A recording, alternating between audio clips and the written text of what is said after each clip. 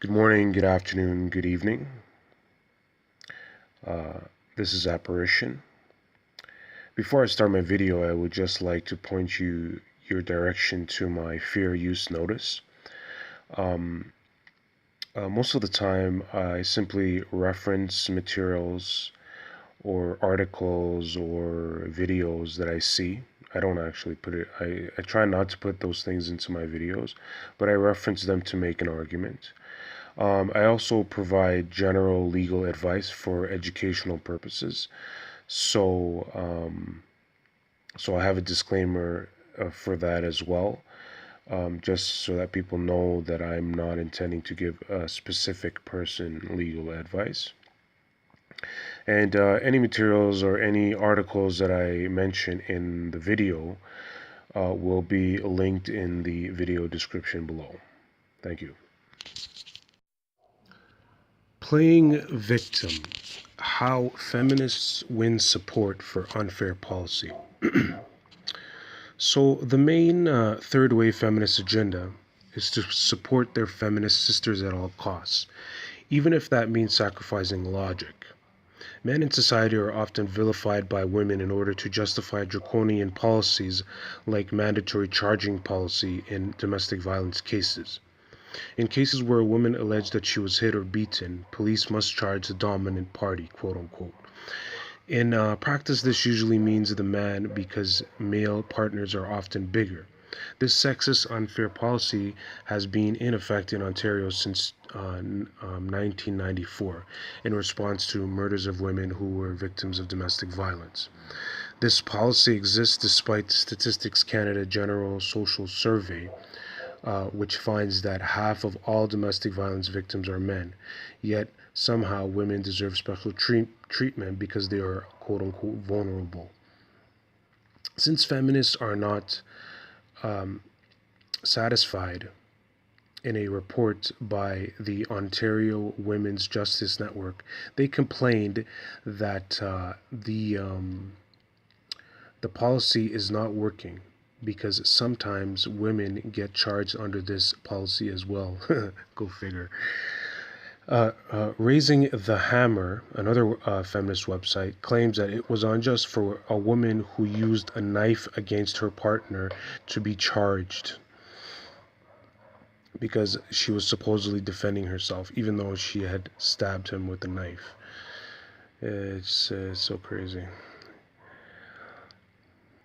The situation is not going to get better, I'm telling you. I was assaulted by my ex. It was on camera and there were independent witnesses, yet I was still charged. Even when feminists nerf the shit out of the legal devices meant to protect innocent parties against liars, it is not enough for them to get a conviction. Take Gian Gomeshi's rape trial. The guy should not have been charged in the first place because it was a clear case of buyer's remorse. All the women he was involved with were consenting adults who willingly engaged in sexual activity with Gomeshi. Lucy DeCouture continued flirting with him after the alleged rape and only made allegations years after Gomeshi dumped her haggard ass. The judge in the case stated that the Crown relied solely on the words of the witnesses. There was no other evidence to look to determine the truth. There was no tangible evidence. There was no DNA. There was no smoking gun, he said. The word of the witnesses were not even credible. Some of them had 3 and 4 different versions of the same story. The thing about telling the truth is that you don't need to remember anything. However, for third wave feminists, any tactic against MGTOW is fair game, even if you have to lie, cheat, and steal. After these women were disgraced in court, feminists defiantly rallied around DeCouture and her comrades with the laughable Twitter campaign, #WeBelieveSurvivors campaign. You believe who? You believe liars and fraudsters who deliberately plotted to bring down a man simply because he was successful and refused to share his success with other women? For feminists, this was Gomeshi's real crime. Women cannot prosecute a man for leaving them, so the next best thing is to make false allegations. It is a problem that has become endemic in Western liberal society. This is primarily the danger of dealing with women in a feminized society.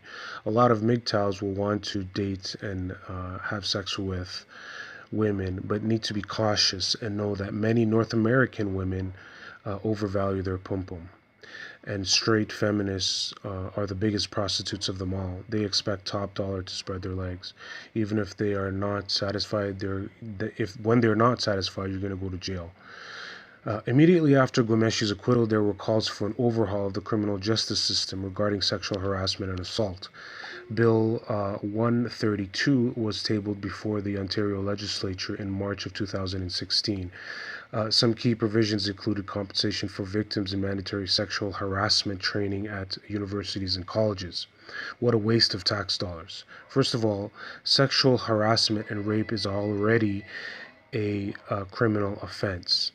Compensation for victims of any crime is already available under the Federal Criminal Code, and almost all university and colleges already have anti sexual harassment campaigns. So, what is the point of this legislation? The purpose of the legislation is a photo op for feminists and the liberal government.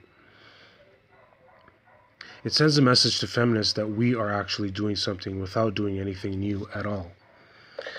Fellow MGTOWs, we need to be cognizant of the changing legal landscape and understand that the criminal justice system is skewed against you, and that women can call on the law with false claims and destroy you financially before you see a day in court. The solution for us hot-blooded, testosterone-fueled men is to go to other jurisdictions where the law is lax and enforcement is loose. Work hard in North America and release yourself in Thailand, Vietnam, Philippines. Or if you prefer white women, go to Eastern Europe, Amsterdam, Brazil. Do not risk your life on North American women. Thank you for watching. If you like what you hear, please like, subscribe, and comment.